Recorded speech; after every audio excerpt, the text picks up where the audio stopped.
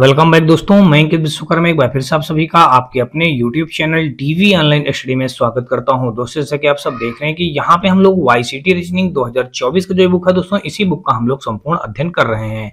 दोस्तों इस बुक में इस समय पे जो हम लोग पढ़ रहे हैं दोस्तों, डाटा सफिशिएंसी चैप्टर पढ़ रहे हैं, यानी कि आंकड़ों की पर्याप्तता।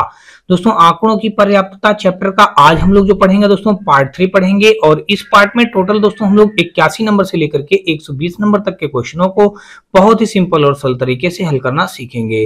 तो दोस्तों अगर आपको ये वीडियो और ये सीरीज का कोई भी पार्ट थोड़ा सा भी पसंद आए तो आप हमारी वीडियो को लाइक करिएगा, अपने दोस्तों में ज्यादा से ज्यादा शेयर करिएगा। साथ में दोस्तों यदि आप चैनल पे पहली बार आए हो तो चैनल को सब्सक्राइब कर बेल घंटी जरूर दबा लीजिएगा। और दोस्तों आप हमारे WhatsApp channel, Telegram channel, WhatsApp group से भी जुड़ सकते हैं। इन सब का लिंक दोस्तों आपको हमारी इसी वीडियो के डिस्क्रिप्शन पे मिल जाएगा, जहां से आप लोग आसानी से जुड़ सकते हैं। ग्रुप में जुड़ने से दोस्तों आपको ढेरों प्रकार के बेनिफिट मिलेंगे, जैसे कि दोस्तों आपको बता दूं कि आपको हर रोज का करंट अफेयर आपको हमारे ग्रुप में मिलता रहेगा। उसके साथ साथ दोस्तों ये जो डेली क्लास नोट्स होती है दोस्तों, जिसको जो सॉल्व करवाया जाता है, इस क्लास नोट्स का हल सहित पीडीएफ आपको मिल जाएगा। इसके अलावा दोस्तों आपको बता दूं कि किसी भी प्रकार की कोई भी बुक चाहिए तो उन सभी प्रकार की बुकों का फ्री ऑफ कॉस्ट पीडीएफ भी अवेलेबल कर दिया जाता है। और साथ में दोस्तों आपको बता दूं कि आपके द्वारा किसी भी सब्जेक्ट में कोई भी क्यूरी भेजी जाती है तो उसका सोल्यूशन भी आपको मिल जाता है। तो ये सारे बेनिफिट है दोस्तों आपको हमारे ग्रुप में जुड़ने से। तो कहीं ना कहीं दोस्तों आप लोग ज्यादा से ज्यादा संख्या में आप हमारे ग्रुप से जुड़ जाइएगा और होने वाले बेनिफिट को भी लाभ लीजिएगा। और दोस्तों अगर आपको इस वीडियो का कोई भी पार्ट थोड़ा सा भी पसंद आए तो आप हमारे वीडियो को लाइक करिएगा, अपने दोस्तों में ज्यादा से ज्यादा शेयर करिएगा। साथ में दोस्तों यदि आप चैनल पे पहली बार आए हो तो चैनल को सब्सक्राइब किए बगैर मत जाइएगा, क्योंकि दोस्तों आपको बता दूं कि रेलवे भर्ती से रिलेटेड सभी प्रकार की एग्जामों के लिए ये बुक और ये वीडियो और ये सीरीज हमारी बेहद ही महत्वपूर्ण एवं रामबाण साबित होगी। तो चलिए दोस्तों हम लोग स्टार्ट करते हैं आज का अपना पहला क्वेश्चन। और पहला क्वेश्चन दोस्तों देख लीजिएगा, हमारा ये रहा। दोस्तों यहाँ पे हमारा 81 नंबर क्वेश्चन दिया गया है। कहा गया है कि आपको एक प्रश्न और 2 कथन दिए गए हैं। प्रश्न का उत्तर देने के लिए कौन सा या से कथन आवश्यक है या पर्याप्त है कि पहचान करना है। प्रश्न में दिया गया है कि माही के पास 3 शेल्फ और 16 पात्र हैं और वह उन्हें व्यवस्थित करना चाहती है। शेल्फ 1 में कितने पात्रों को रखा जा सकता है। अब देख लीजिए, ये तो क्वेश्चन था। अब इसका उत्तर देने के लिए 2 ऑप्शन लिखे हुए हैं। उन ऑप्शनों को आपको देखना है और बताना यह है कि इन दोनों में से केवल किसको लेकर के हम आंसर दे पाएंगे या फिर दोनों को लेकर आंसर दे पाएंगे, ये बात जाननी है। चलिए देख लेते हैं। पहला हमारा जो कथन दिया गया है, कहा गया है कि शेल्फ 1 शेल्फ 2 की तुलना में दुगने समायोजित कर सकते हैं। शेल्फ 1 शेल्फ 2 की तुलना में दुगने समायोजित कर सकते हैं। ठीक है भाई। शेल्फ 3 पर 4 पात्र रखे जा सकते हैं। देखिए, अब अगर शेल्फ 3 पर 4 पात्र रखे जाएंगे और शेल्फ 1 शेल्फ 2 की तुलना में दुगने समायोजित होंगे, तो कहीं ना कहीं इन दोनों कथनों का यूज कर करके हम तभी प्रश्न का उत्तर निकाल पाएंगे। देखिए इसमें क्या बताया है। देखिए, माही के पास 3 शेल्फ हैं, 3 शेल्फ हैं, 16 पात्र हैं और उन्हें व्यवस्थित करना चाहती है। शेल्फ 1 में कितने पात्रों को रखा जा सकता है। शेल्फ 1 में तो अगर देखेंगे तो मान लीजिए माही के पास कितने बताया गया, माही के पास 3 शेल्फ हैं। देखिए 3 शेल्फ में हम ये मान लेते हैं 3 जगह है, ठीक है ना। तो ये देख लीजिएगा, हमने माही के पास 3 शेल्फ बना दिया। अब कह रहा इन 3 शेल्फ में ये मान लीजिएगा शेल्फ हमारा क्या है, 1 है, ये हमारा क्या है, शेल्फ 2 है, ये शेल्फ 2 है, ये क्या है, शेल्फ 2 है, और ये हमारा शेल्फ 3 है। क्या है, शेल्फ हमारा 3 है। अब बात ध्यान से समझना भाई। अब इन 3 शेल्फों में हमको 16 पात्रों को रखना है। अब इसने ये कहा कि शेल्फ 1 जो है, शेल्फ 1 ये मान लीजिए शेल्फ 1 है, ये 2 है, ये 3 है, ठीक है ना। शेल्फ 1 शेल्फ 2 की तुलना में दोगुने समायोजित है। तो अगर मान लीजिएगा शेल्फ 3 पर 4 पात्र रखे जाते हैं। देखिए शेल्फ 3 ये है, तो इसमें कितने पात्र रखे जाएंगे, 4 पात्र। तो अगर 4 हम यहां पे भी रख दें और इसके दोगुना यहां पे रख देंगे तो देखिए 8 4 12 4 16 हो जाएंगे। टोटल 16 पात्र से बता रखा, 16 पात्र हमने व्यवस्थित कर दिए। तो बस यही कहने का मतलब था। तो दोस्तों देख लीजिएगा, कहीं ना कहीं हम कथन 1 और 2 दोनों का यूज करके तो ही आंसर दे पाए हैं। तो यहाँ पे देखेंगे कथन 1 और 2 एक साथ आवश्यक हैं, ये दिया गया है बी ऑप्शन पे। तो 81 का दोस्तों देखेंगे तो विकल्प नंबर हमारा बी के साथ क्वेश्चन राइट हो जाएगा। आगे दोस्तों देख लीजिएगा 82 नंबर क्वेश्चन, और यहाँ पे कहा गया है कि आपको एक प्रश्न और दो कथन दिए गए हैं। निर्णय कीजिए कि कौन सा या से कथन प्रश्न का उत्तर देने के लिए आवश्यक या पर्याप्त है। प्रश्न में कहा है लतिका के पास 3 आकार, छोटे, माध्यम और बड़े, मतलब इस प्रकार से है। लतिका के पास 3 आकार हैं। देखिए छोटा आकार होगा, एक मध्यम आकार होगा और एक बड़ा आकार होगा, के 25 बक्से हैं। कितने हैं? 25 बक्से हैं। देखिए यानी छोटे, मध्यम और बड़े मिलाकर के कितने बक्से हैं? 25 बक्से हैं। अब इसने ये कहा कि उसके पास बड़े आकार के कितने बक्से हैं। बड़े आकार के बक्सों की संख्या हमको यहां से क्या करनी है? ज्ञात करनी है। तो देख लीजिएगा, अब यहां कहा गया कि बड़े बक्सों की संख्या मध्यम आकार के बक्सों की संख्या की आधी है। अब देखिए ध्यान से, देखिए अगर हम यहाँ पे देख लेंगे छोटे, छोटे के बाद हम यहाँ पे लिख देंगे मध्यम, मध्यम के बाद यहाँ पे लिख देंगे बड़े। देखिए ये हो गया। अब देखिए 3 आकार के बक्से हैं। अब टोटल देखिए, अब यहाँ पे लतिका के पास 3 आकार के बक्से हैं, 3 आकार के बक्से हो गए। अब टोटल 25 बक्से हैं। अब 25 क्या है हमारे पास? देखिए ये 25 हमने लिख दिया बक्से हैं, 25 बक्से हैं टोटल। अब इन्हीं 25 बक्सों को इनको हमको एक क्रम में लगाना है। इसने ये बता दिया कि छोटे बक्सों की संख्या 10 है। देखिए छोटे बक्सों की संख्या 10 है, हमने 10 लिख दिया। ठीक है, बड़े बक्सों की संख्या मध्यम आकार के बक्सों की संख्या के आधी है। बड़े बक्सों की जो भी संख्या होगी वो मध्यम आकार के बक्सों की संख्या के आधी है। तो यहाँ पे अगर हम देखें तो मध्यम आकार के बक्सों की संख्या अगर हम निकालेंगे तो यहाँ पे दोस्तों देख लीजिएगा, अगर हम यहाँ मान लें, देखिए माना मध्यम आकार के बक्सों की संख्या अगर हम x मान लें, या फिर देखिए आपके पास 15 बचे, तो 15 में अगर देखेंगे तो यही तो कहा है कि बड़े बक्सों की संख्या जो हो, बड़े बक्सों की संख्या जो होगी वो मध्यम आकार के बक्सों की संख्या की आधी होगी। तो अगर इसका हम कितना कर लें, तो यहाँ पे अगर देखिए 15 है तो 15 में हम 15 में इस जगह पे आधा रख दें, तो 15 में यहाँ पे इस जगह पे अगर हम 10 रख दें, देख लीजिएगा 10 इस जगह पे रख दें तो मध्यम आकार के बक्सों की संख्या आधी हो जाएगी बड़े बक्सों की। तो कहा बड़े बक्सों की संख्या जो होगी वो मध्यम आकार के बक्सों की संख्या की आधी हो जाएगी। देखिए मध्यम आकार के बक्से 10 हैं तो इसका आधा करेंगे तो 5 हो जाएगा, तो बड़े आकार के हो गए। अब इनको सबको जोड़ेंगे, देखिए कितना हो जाएगा, 10 10 20 5 25 हो जाएगा। देखिए 25 ही हो गया ना। तो इस प्रकार से हमको ये बात पता चल गई कि देखिए दोनों कथनों को, कथन 1 कथन 2 दोनों को मिला करके हमको, इसने ही तो कहा बड़े आकार के कितने बक्से हैं, तो बड़े आकार के 5 बक्से हैं। तो हमको दोनों कथनों का यूज करके हम आंसर दे पाए हैं ना। तो इसका मतलब दोस्तों क्या हो जाएगा, 82 का सी ऑप्शन। देखिए कथन 1 और 2 दोनों एक साथ पर्याप्त है, दिया गया सी ऑप्शन। तो विकल्प नंबर हमारा 82 का सी के साथ क्वेश्चन राइट हो जाएगा। 83 नंबर क्वेश्चन देख लीजिएगा, और यहाँ पे कहा है कि आपको एक प्रश्न और 2 कथन दिए गए हैं, पहचाने की कौन सा कथन प्रश्न का उत्तर देने के लिए पर्याप्त है। प्रश्न में कहा है कि p प्लस क्यू का होल स्क्वायर का मान पता लगाएं यदि p माइनस क्यू 12 है, यदि पी क्यू हमारा 4 है। तो देख लीजिएगा यहाँ पे इसका मान बताने के लिए कहा गया है। तो यहाँ पे अगर देखा जाएगा दोस्तों, तो ये जो हमारा हो जाएगा, देखिए इसका मान ज्ञात करने के लिए कहीं ना कहीं हमको इन दोनों कथनों की आवश्यकता पड़ेगी, कथन 1 की और कथन 2 की। तो यानी कि दोनों 1 और 2 पर्याप्त है, दिया गया है ए ऑप्शन पे। तो 83 का देखा जाए तो विकल्प नंबर हमारा ए के साथ क्वेश्चन राइट हो जाएगा।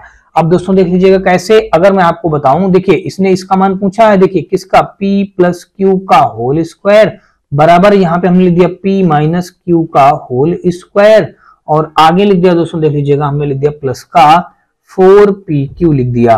देखिए ये वही चीज बन जाएगी, अगर इसका सूत्र विस्तार करेंगे और आगे इसका जो आएगा वही इसका ही बन जाएगा।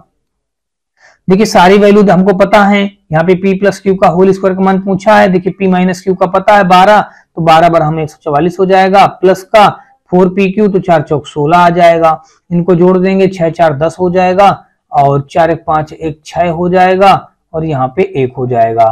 तो देखिए कितना आ गया, p प्लस क्यू का होल स्क्वायर बराबर आ गया 160 आ गया।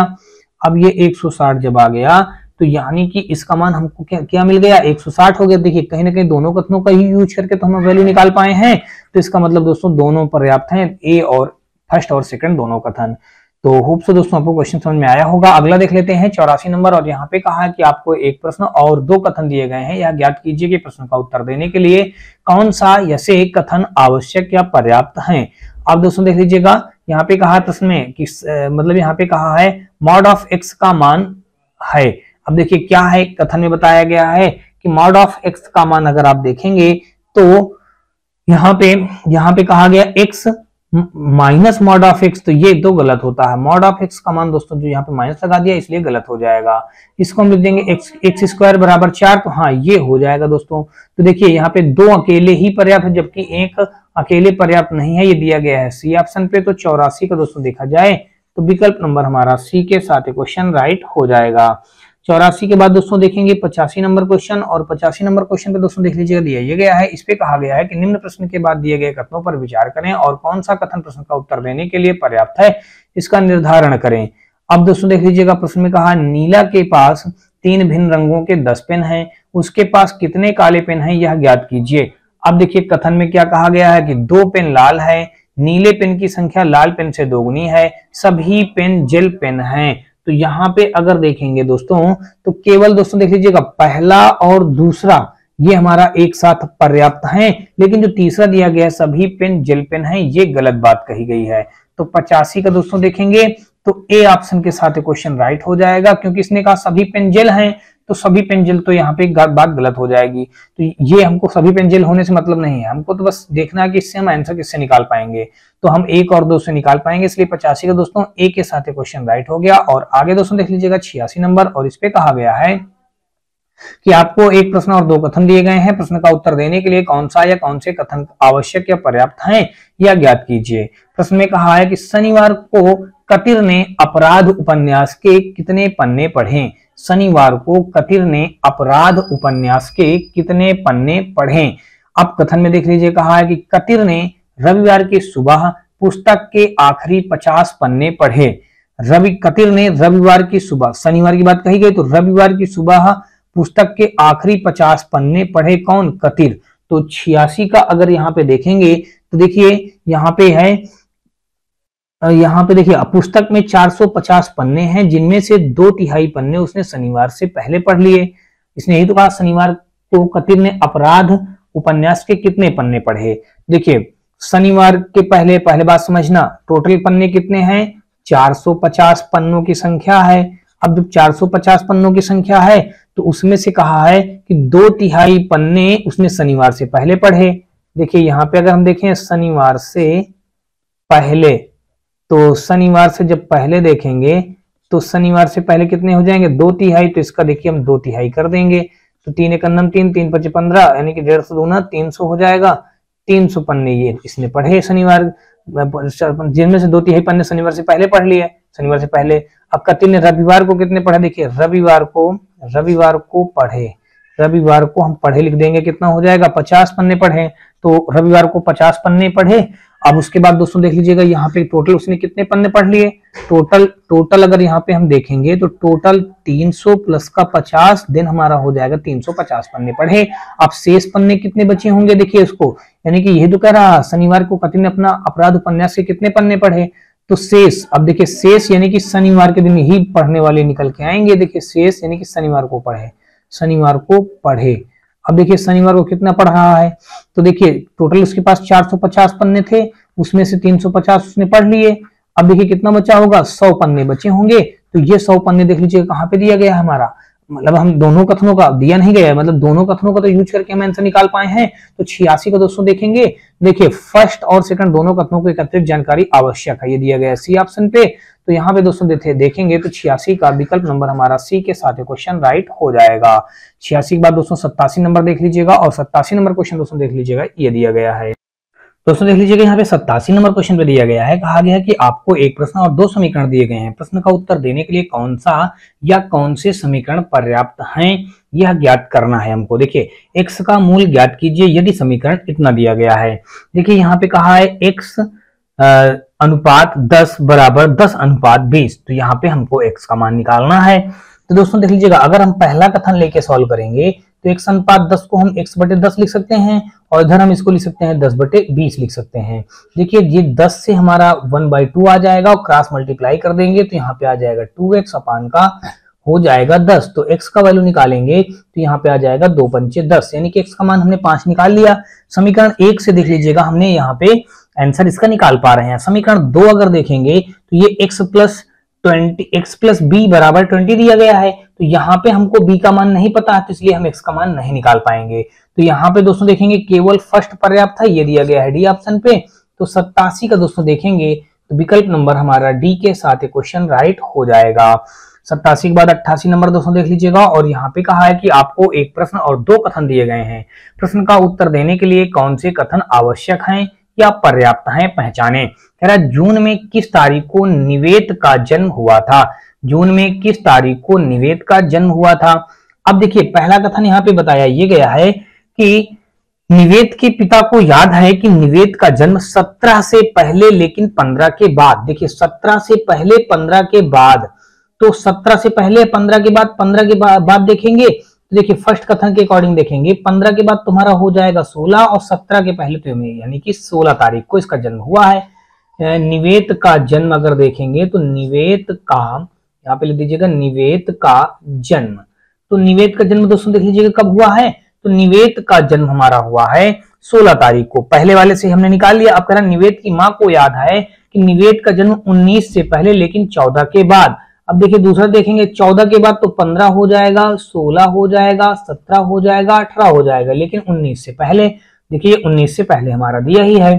तो यहाँ पे अगर दोस्तों देखेंगे तो क्या इससे आप निकाल पाएंगे, सेकंड वाले कथन से नहीं निकाल पाएंगे ना। तो ये केवल फर्स्ट वाले से देखिए पता चल जाएगा हमारा, केवल फर्स्ट हमारा इस क्वेश्चन का राइट आंसर हो जाएगा, सेकंड गलत हो जाएगा। केवल अकेले फर्स्ट का डेटा पर्याप्त है, दिया गया है ए ऑप्शन पे। तो 88 का दोस्तों देखेंगे तो विकल्प नंबर हमारा ए के साथ क्वेश्चन राइट हो जाएगा। 88 के बाद 89 नंबर दोस्तों देख लीजिएगा, और यहाँ पे हमारा कहा यह गया है क्वेश्चन पे कि निम्नलिखित प्रश्न पर विचार करें और निर्णय लें कि प्रश्न का उत्तर देने के लिए कौन से कथन पर्याप्त हैं। प्रश्न में कहा है कि निम्न समीकरण में n का मान प्राप्त करें। देखिए n का मान निकालना है। तो यहाँ पे अगर आप देखेंगे ध्यान से दोस्तों तो देख लीजिएगा n का मान निकालने के लिए उपर्युक्त समीकरण के लिए एक हल 8 है। देखिए यहाँ पे इसने बता दिया कि उपर्युक्त समीकरण के लिए एक हल दोस्तों क्या है, 8 है। तो देखिए जब एक हल 8 है तो यहाँ पे x का मान, अगर यहाँ पे देख लीजिएगा, अगर हम सेकंड वाला पहले देख के हल करें, पहले चलिए पहले कथन से हल कर देते हैं। दिया गया है एक्स स्क्वायर प्लस का 2nx, 64 का नाम 64 और 8 64, देखिए और 16 चौको 64, तो और देखिए 64 किससे हो जाएगा हमारा 64 घटा दिया जाए, जोड़ दिया जाए तो हमारा 2 आ जाए, और घटा दिया जाए दोस्तों तो हो जाए कितना मतलब 64। तो यहाँ पे अगर देखेंगे तो देख लीजिएगा, यहाँ पे अगर देखेंगे तो देखिए इससे हम अगर दूसरा इक्वेशन ले लेंगे, ये फर्स्ट था, दूसरा अगर इक्वेशन लेकर इसका एक हल 8 है तो इसमें इस समीकरण में हम दूसरे वाले का वैल्यू पुट कर देंगे 8, x का वैल्यू तो 8 64 हो जाएगा, माइनस का 8 दूना 16 n हो जाएगा, प्लस का 64 हो जाएगा। तो दोस्तों देख लीजिएगा बराबर 12, देखिए 64 कितना हो जाएगा 128, तो माइनस का 16 n बराबर 64 दूना 128, तो n बराबर आ जाएगा 128, माइनस में आ जाएगा बटे हो जाएगा माइनस का 64, माइनस माइनस कट गया, 64 दूना 128, तो n का मान कितना आ गया 2 आ गया। देखिए दोनों समीकरणों का यूज करके आप निकाल पाए हैं ना। देखिए यहाँ पे समीकरण 2 में ये क्या रख दिया, x बराबर 8 रखने पर, ठीक है ना।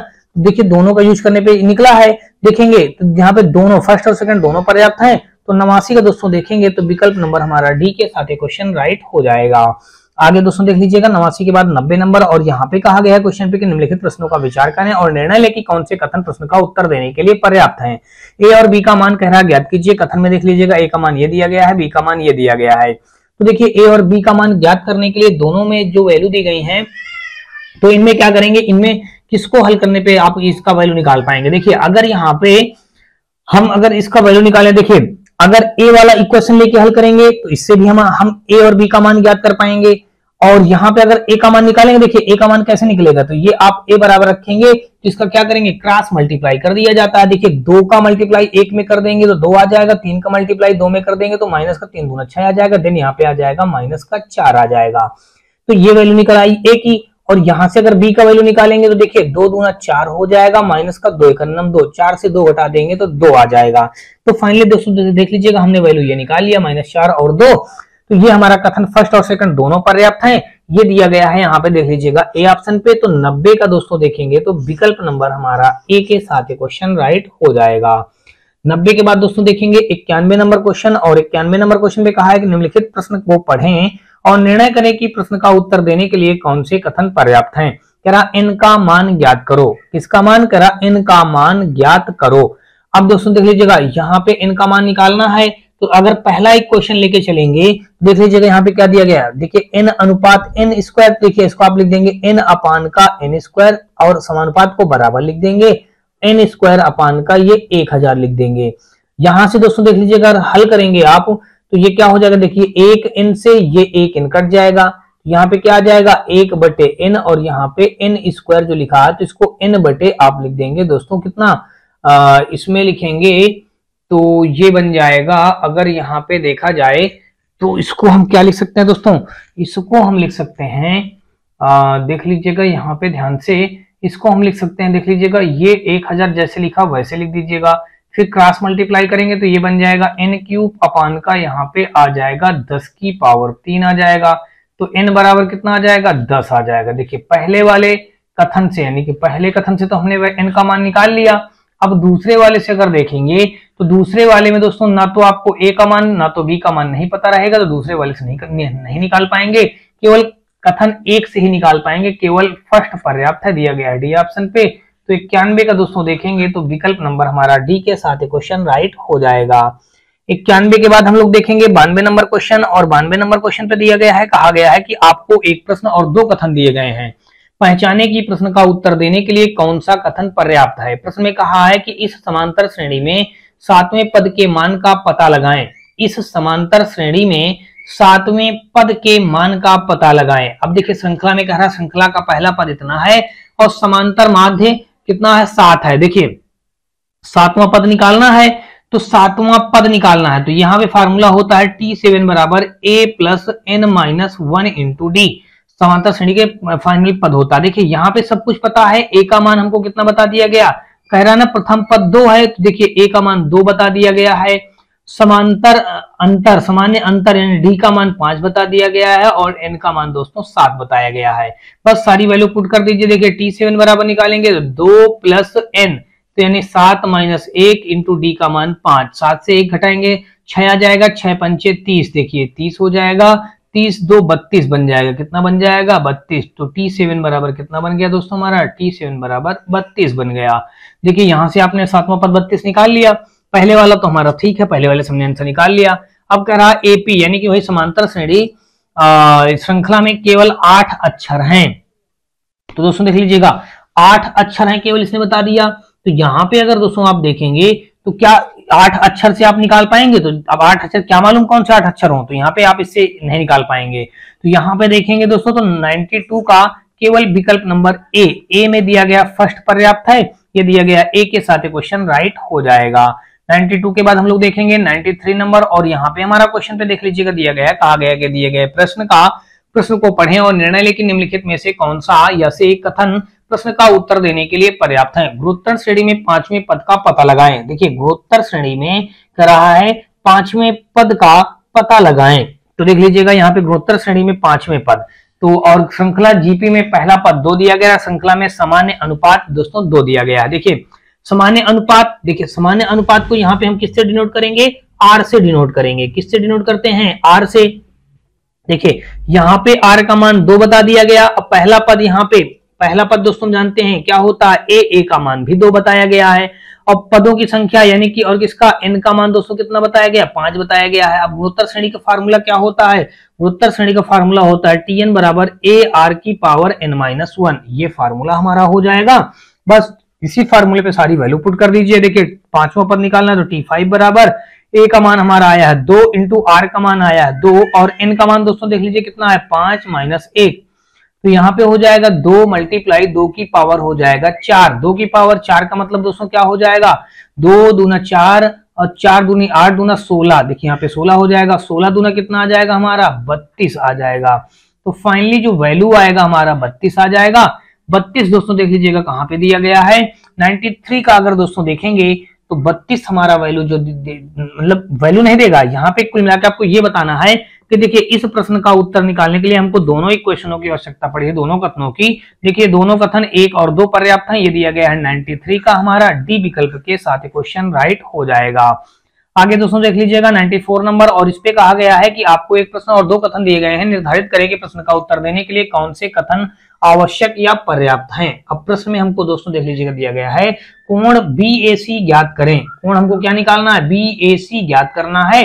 तो यहाँ पे अगर दोस्तों देखेंगे तो आप जानते हैं त्रिभुज के तीनों अंतःकोणों का योग कितना होता है, 180 डिग्री होता है। तो देखिए कहीं ना कहीं इसको आप पता करेंगे, इसका जब आप पता लगाएंगे तो पहले वाले से ही आप निकाल सकते हैं। देखिए त्रिभुज के तीनों अंतःकोणों कितना योग होता है, 180 डिग्री से क्या करेंगे अब आप यहाँ पे दो कोणों के मान दिए गए हैं 25 और 65, तीसरा अपने आप निकल करके आ जाएगा यहाँ पे कोण BAC। देखिए यहाँ पे कोण BAC निकालना है तो यहाँ पे देखिए कितना आ जाएगा, ये आ जाएगा 180 माइनस BAC। तो देखिए 25 और 65, 65 5 70 80 90, 90 घटा देंगे तो यहाँ पे कितना आ जाएगा हमारा 90 ही आ जाएगा। तो कोण BAC कितना आ गया, 90 डिग्री। पहले वाले से हमने आंसर निकाल लिया, अब क्या दूसरे वाले से निकाल पाएंगे, कह रहा 0 less than equal A less than equal 90 degree, तो हम इससे बिल्कुल नहीं निकाल पाएंगे। तो देखेंगे तो केवल हमारा फर्स्ट पर्याप्त है, 94 का हमारा विकल्प नंबर डी के साथ क्वेश्चन राइट हो जाएगा। आगे दोस्तों देख लीजिएगा 94 के बाद हम लोग देखेंगे 95 नंबर, और यहाँ पे दोस्तों अगर देखेंगे तो हमारा दिया ये गया है कि आपको एक प्रश्न और दो कथन दिए गए हैं, पहचान करें कि कौन सा कथन प्रश्न का उत्तर देने के लिए आवश्यक या पर्याप्त है। प्रश्न में कहा गया है कि एक रेखा की ढाल या स्लॉप कह सकते हैं, ढाल को ही अंग्रेजी में स्लॉप बोला जाता है। एक रेखा की ढाल या स्लॉप ज्ञात कीजिए यदि कथन हमारा बताया गया है, कहा गया है कि y बराबर 3x प्लस का 2 है। y बराबर क्या बता दिया गया, 3x प्लस 2 है। तो अब अगर दोस्तों देखेंगे तो यहाँ पे देखिए जो हम फर्स्ट कथन लेके चल रहे हैं, यहाँ पे क्या है y बराबर 3x प्लस का 2 है। तो हम फार्मूला जानते हैं स्लॉप का। देखिए स्लॉप ज्ञात करने के लिए जो फार्मूला होता है, देखिए यहाँ पे स्लॉप या क्या कह देंगे, स्लॉप को हम कह सकते हैं ढाल। तो दोस्तों देख लीजिएगा यहाँ पे आप लिख दीजिएगा ढाल या स्लॉप। तो यहाँ पे हम ढाल या दोस्तों फिर क्या होगा हमारा स्लॉप आप कह दीजिएगा। इसको निकालने के लिए y बराबर mx प्लस का c होता है। तो यहाँ पे दोस्तों देख लीजिए जो ये m का कंपेयर कराएंगे तो m का वैल्यू कितना आ जाएगा 3। तो ये जो m का वैल्यू आया है यही हमारा क्या हो जाएगा, यही हमारा ढाल या स्लॉप कहलाएगा। यही हमारा क्या हो जाएगा दोस्तों, स्लॉप कहलाएगा। तो ये क्वेश्चन नंबर दोस्तों देख लीजिएगा, हम पहले वाले कथन से इसका आंसर निकाल पा रहे हैं। स्लॉप इसका आ गया 3 आ गया। अब दोस्तों कह रहा है एक्स अक्ष से संबंधित कोण या ढाल या स्लोप ज्ञात कीजिए। एक्स अक्ष से संबंधित दोस्तों देखेंगे तो y बराबर 0 होता है। जब एक्स अक्ष का कहे तो y बराबर क्या मान लेते हैं 0। तो जब y बराबर 0 मान लेंगे तो दोस्तों देख लीजिएगा यहाँ पे हमारा देखिए क्या हो जाएगा, y बराबर जिस जगह पे 0 रख देंगे और यहाँ पे जब कंपेयर कराएंगे दोस्तों तो वैल्यू हमारा कुछ और आने लगेगी। यहाँ पे तो हमारा x का वैल्यू निकल के आने लगेगा। तो इससे क्या होगा, हम इससे नहीं निकाल पाएंगे। तो कुल मिलाकर के दोस्तों देखें पहला कथन हमारा राइट है। 95 का पहला दोस्तों दिया गया, देख लीजिएगा बी ऑप्शन पे। तो 95 का बी के साथ क्वेश्चन राइट हो जाएगा। 95 के बाद हम लोग 96 नंबर देखेंगे और यहाँ पे कहा है कि निम्नलिखित में से कौन से कथन प्रश्न का उत्तर देने के लिए पर्याप्त है। क्यू का मान कह रहा है ज्ञात करो। क्यू का मान हमको निकालना है। देखिए यहाँ पे एक्स स्क्वायर प्लस का क्यू एक्स प्लस का 1 दिया गया है। अब दूसरा एक कथन पे दिया गया समीकरण के हल 1.1 है। यहाँ पे समीकरण का हल जो बता दिया गया 1 और 1 दशमलव, इसको ना मानिए, इसको 1.1 नहीं है, ये 1,1 है। समीकरण के जो हल बताए गए हैं 1 और 1 है। किसका मान निकालना है, हमको मान निकालना है क्यू का। तो यानी कि अब दोस्तों अगर यहाँ पे देखेंगे तो यहाँ पे देखिए दोनों कथनों का प्रयोग करके हम वैल्यू निकाल पाएंगे। इसका भी प्रयोग करेंगे, इसका जो इक्वेशन दिया गया एक्स स्क्वायर प्लस का क्यू एक्स प्लस का 1 बराबर 0 दिया गया है। और यहाँ पे दोस्तों जो दिया गया है देख लीजिएगा, यहाँ पे अगर हम x का मान रख देंगे 1, तो देखिए 1 का मान रखेंगे तो ये 1 का स्क्वायर हो जाएगा। q इंटू 1 प्लस का 1 बराबर 0 आ जाएगा। तो ये आ जाएगा q प्लस 2 बराबर 0। तो q बराबर क्या आ जाएगा, माइनस का 2 आ जाएगा। तो यहाँ से दोस्तों हमारा क्या निकल गया, q का मान हमने निकाल लिया।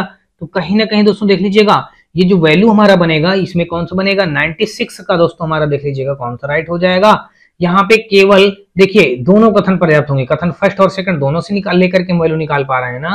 तो 96 का विकल्प नंबर सी के साथ क्वेश्चन राइट हो जाएगा। 97 नंबर दोस्तों देख लीजिएगा, इस पे कहा गया है कि थीटा का मान ज्ञात करें यदि cos थीटा बराबर 1/√2 है तो tan थीटा का मान इतना दिया गया है। थीटा का मान हमको ज्ञात करना है। तो देखिए अब यहाँ पे फर्स्ट और सेकंड दो कथन दिए गए हैं, तो किससे निकाल पाएंगे। अगर यहाँ पे हम देखें थीटा का वैल्यू निकालना, हम फर्स्ट कथन लेके चलते हैं। यहाँ पे दिया गया है cos थीटा बराबर, cos में ये 1/2 किसका मान होता है, cos में 45 मान होता है। तो यहाँ से थीटा बराबर कितना आ गया, 45 आ गया। देखिए पहले वाले से हमने निकाल लिया। अब दूसरा कथन लेके चलते हैं, यहाँ पे tan थीटा बराबर 1।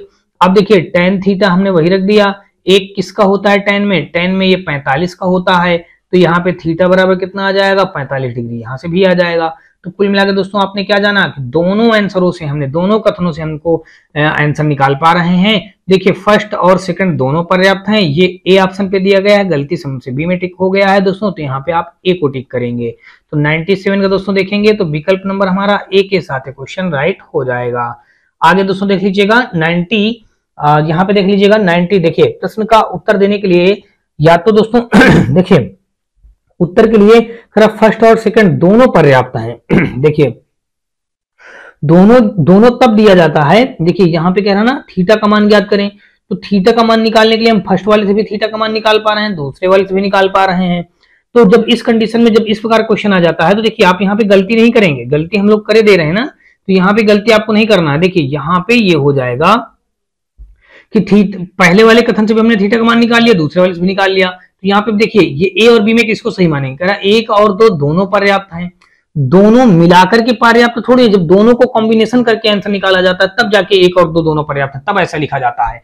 यहाँ पे दोस्तों देख लीजिएगा या तो फर्स्ट होगा, या तो फर्स्ट या तो सेकंड पर्याप्त है, दोनों ही पर्याप्त है दोस्तों, देख लीजिएगा दोनों पर्याप्त हैं, तो ये हो जाएगा बी के साथ ही हमारा क्वेश्चन राइट बनेगा, ठीक है ना। तो बी हमारा ऑप्शन इस क्वेश्चन का राइट आंसर बन जाएगा।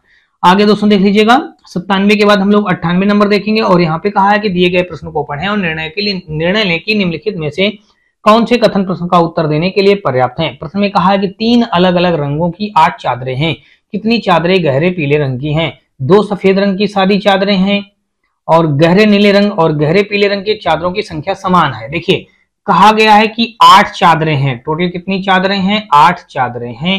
अब इसमें प्रश्न में ये बताया गया, अब पहला कथन में देखेंगे तो पहले में बताया 2 सफेद रंग की सादी चादर, 2 सफेद रंग की चादरें हैं, देखिए 2 सफेद हैं। अब कह रहा है गहरे नीले और पीले, देखिए अब सेकंड वाले में कहा है कि नीले और फिर दोस्तों क्या पीले रंग की जो चादरें हैं वो बराबर हैं, तो 3 इसको मान ले 3 इसको मान ले, तभी 3 3 6 2 8 हो जाएंगे। तो यानी कि कथन फर्स्ट और सेकंड दोनों को कॉम्बिनेशन से हम वैल्यू निकाल पा रहे हैं, तो दोनों कथन पर्याप्त नहीं है, ये तो गलत हो जाएगा।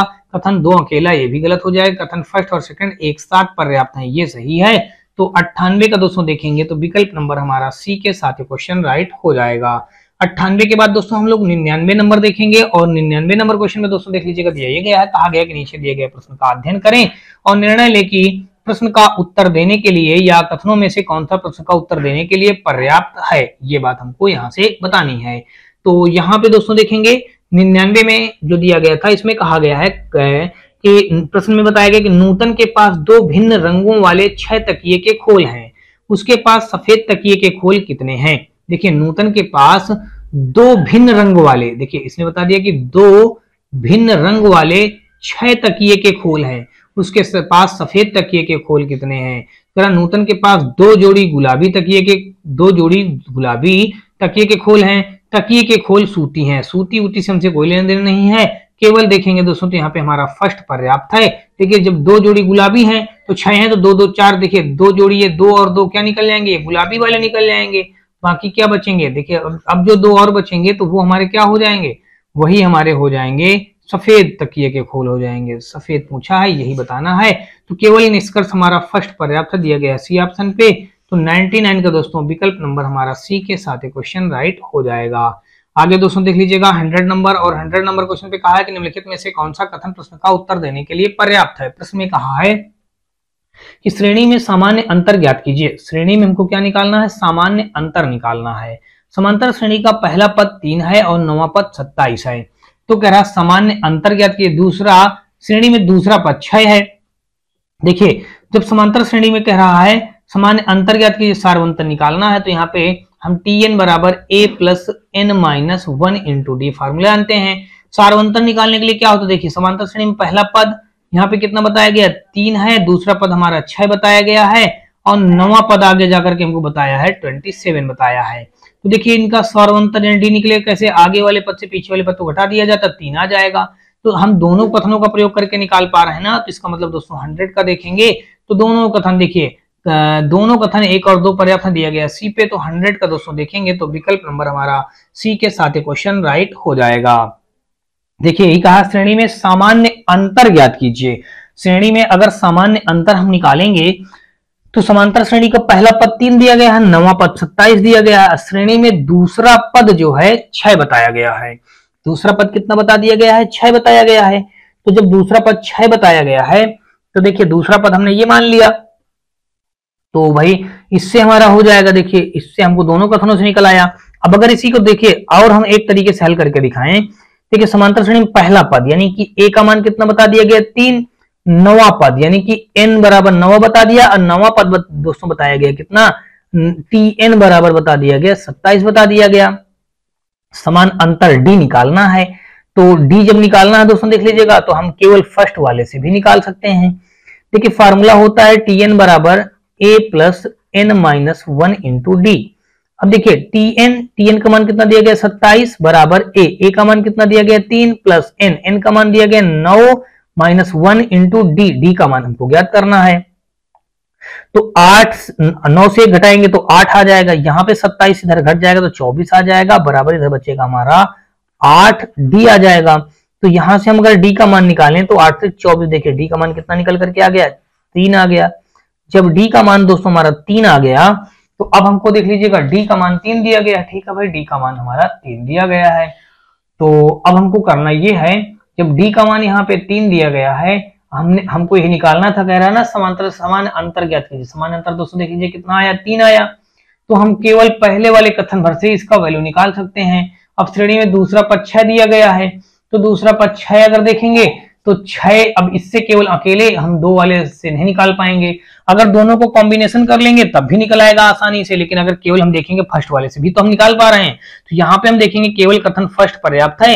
यही हमारे इस क्वेश्चन का राइट आंसर हो जाएगा 100 का डी। अगर दोनों की कॉम्बिनेशन से निकालेंगे तो दोनों पर्याप्त हो जाएंगे, लेकिन जब हमारा फर्स्ट से ही निकल रहा है तो दूसरे क्यों सहारा ले रहे हैं? ठीक है ना, तो इसलिए हमारा केवल यहाँ पे फर्स्ट वाला राइट हो जाएगा। चलिए आगे दोस्तों देख लेते हैं। 100 के बाद देखेंगे हम लोग, देख लीजिएगा यहाँ पे 101 नंबर क्वेश्चन पे दिया गया, कहा गया कि आपको एक प्रश्न और उसके बाद 3 कथन दिए गए हैं, निर्णय लें कि कौन से कथन प्रश्न का उत्तर देने में सक्षम है।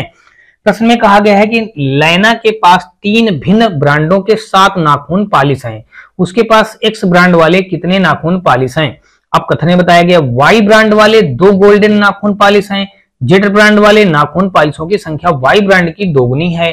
तो यहाँ पे देखेंगे ये तो कह रहा वाई ब्रांड वाले 2 गोल्डन नाखून पॉलिश है, अब जेड ब्रांड वाले नाखून पॉलिशों की संख्या वाई ब्रांड की तुलना में दोगुनी है। तो देखिए जब वाई ब्रांड वाले 2 गोल्डन नाखून पॉलिश हैं तो वाई ब्रांड के कितने हैं? 2। तो जेड ब्रांड के कितने निकल आएंगे? 4 निकल आएंगे, वाई के अपेक्षा दुगने हो जाएंगे। ठीक है, तो लैना के पास 3 भिन्न ब्रांडों के 7 नाखून पॉलिश हैं, तो उसके पास एक्स ब्रांड वाले कितने नाखून पॉलिश हैं?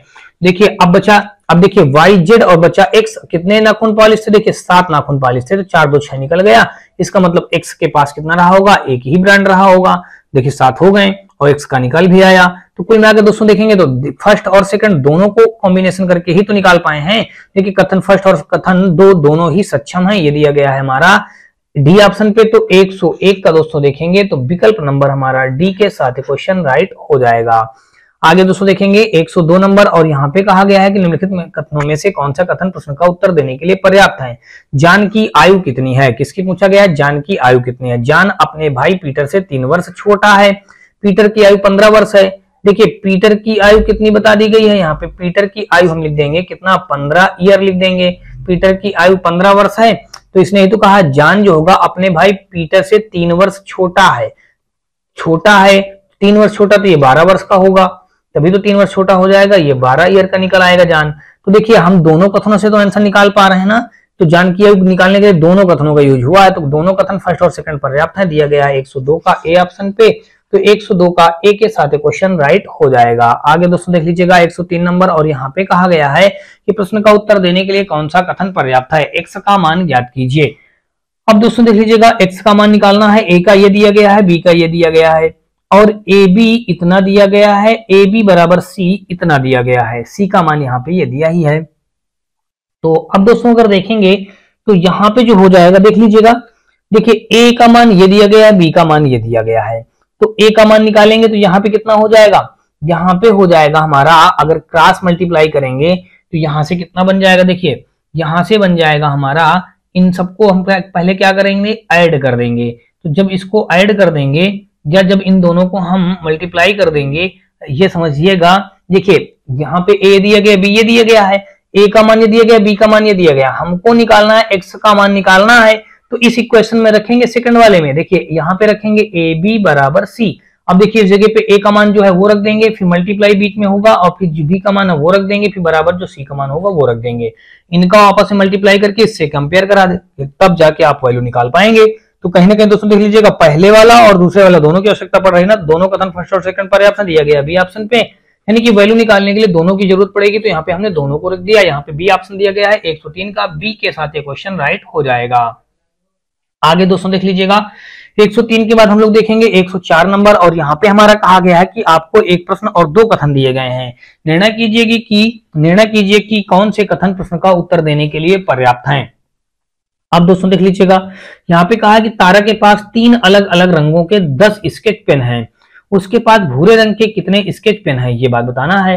तारा के पास 3 अलग अलग रंगों के 10 स्केच पेन हैं, उसके पास भूरे रंग के कितने स्केच पेन है, कह रहा उसके पास चार जो हैं लाल रंग, चार जो हैं वो लाल रंग की पेंसिल हैं, ठीक है। भूरे रंग के स्केच पेनों की संख्या नीले रंगों के स्केच पेनों की संख्या के बराबर है। अब देखिए टोटल 10 थे, तो इसका मतलब दोस्तों देख लीजिएगा, यहाँ पे 3 हो जाएंगे हमारे किसके, 3 हो जाएंगे भूरा हो जाएगा, और 3 हो जाएगा हमारा यानी नीला हो जाएगा, नीला हो गया। देख लीजिएगा 10 हो गए, तीन अलग अलग ब्रांड हो गए, फर्स्ट ब्रांड, सेकंड ब्रांड, ये थर्ड ब्रांड, ये ब्रांडों की संख्या आ गई। और देखिए और 10 स्केच पेन हो जाएंगे, 4 3 7 3 10। तो यहाँ से दोस्तों देख लीजिएगा दोनों कथनों का प्रयोग करके हम वैल्यू निकाल पाए हैं, तो कथन 1 और 2 दोनों पर्याप्त हैं, तो 104 का विकल्प नंबर हमारा ए के साथ क्वेश्चन राइट हो जाएगा। आगे दोस्तों देख लीजिएगा 105 नंबर, और यहाँ पे कहा गया कि एक प्रश्न के आगे 2 कथन दिए गए हैं, यह पहचान करें कि प्रश्न के उत्तर के लिए कौन से या सा कथन हमारा क्या हो जाएगा, राइट हो जाएगा। तो यहाँ पे अगर दोस्तों देखेंगे तो पहला हमारा प्रश्न में दोस्तों देख लीजिएगा क्या दिया गया है, कहा गया कि बैग में गेंदों की कुल संख्या का पता लगाएं। बैग में गेंदों की कुल संख्या के पता लगाएं। देखिए बैग में 6 नीली हो गई, 10 लाल हो गई, 7 पीली गेंद रखी हैं, तो बैग में टोटल कितनी गेंदें हो गई, 10 7 17, 17 3 20 3 23 गेंदें हो गई टोटल, हमको पहले वाले से ही पता चल गया। बैग में केवल नीली लाल और पीली गेंदें रखी हैं, नीली लाल और पीली गेंदें रखी हैं, देखिए इसकी कोई जरूरत नहीं है, केवल फर्स्ट पर्याप्त है, ये दिया गया है डी ऑप्शन पे। तो 105 का दोस्तों देखेंगे तो विकल्प नंबर हमारा डी के साथ क्वेश्चन राइट हो जाएगा। आगे दोस्तों देख लीजिएगा 105 का हमारा डी के साथ क्वेश्चन राइट हो गया, और यहाँ पे दोस्तों देखेंगे इसने यही तो कहा है कि बैग में केवल नीली लाल और पीली गेंदें रखी हैं, तो अगर इनमें हम देखें बैग में गेंदों की कुल संख्या ज्ञात करनी है, हो सकता है देखिए हाँ इसकी जरूरत यह पड़ेगी कि बैग में, देखिए इसने कहा ना कि बैग में कौन कौन से कलर की, बैग में कुल गेंदों की संख्या बतानी है, तो बैग में देखिए कौन कौन से नीली गेंद रख रहा है, लाल गेंद रख रहा है, पीली गेंद, यही जो हमारे पास है नीली लाल पीली, इन्हीं को रखवा रहा, तो इन्हीं का हम योग करके बता देंगे।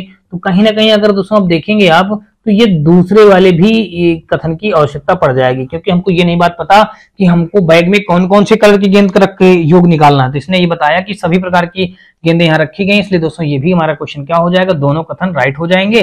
तो फर्स्ट और सेकंड दोनों देख लीजिएगा, दोनों कथन फर्स्ट और सेकंड पर्याप्त हैं, तो यहाँ पे 105 का दोस्तों देखेंगे तो विकल्प नंबर हमारा ए के साथ क्वेश्चन राइट हो जाएगा।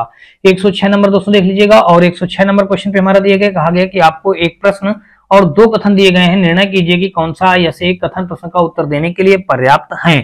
तो प्रश्न में कहा है कि नयन के पास 4 अलग अलग रंगों के 6 कपड़े हैं और प्रत्येक का माप 1 मीटर है, उसके पास गुलाबी रंग के कितने जालीदार कपड़े हैं। नयन के पास एक सफेद जालीदार कपड़ा है, इसने बता दिया, शेष कपड़ों में से 1/5 लाल और लाल व नीले कपड़ों की संख्या समान है।